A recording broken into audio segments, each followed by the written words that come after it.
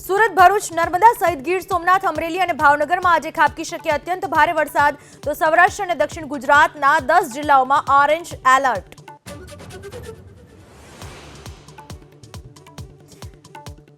મુશળધાર વરસાદથી દક્ષિણ ગુજરાતમાં જળબંબાકાર. છેલ્લા 22 કલાકમાં ઉમરગામમાં 8 ઇંચ અને સુરતના પલસાણામાં 6.25 ઇંચ વરસાદ.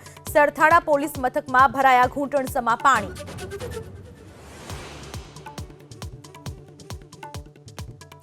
મહારાષ્ટ્ર, છત્તીસગઢ અને મધ્યપ્રદેશના કેટલાક વિસ્તારમાં પૂરની સ્થિતિ. મુંબઈ, નાગપુર અને રત્નાગીરીમાં જનજીવન પ્રભાવિત. તો છત્તીસગઢના દંતેવાડામાં ડેમ તૂટ્યો.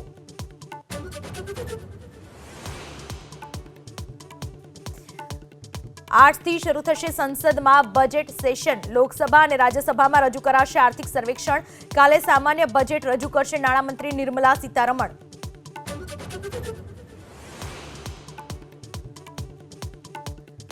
જમ્મુના રાજૌરીમાં સેનાની ચોકી ઉપર આતંકી હુમલો. ગુંડાખવાસ વિસ્તારમાં આતંકીઓ અને સુરક્ષા દળો વચ્ચે એન્કાઉન્ટર.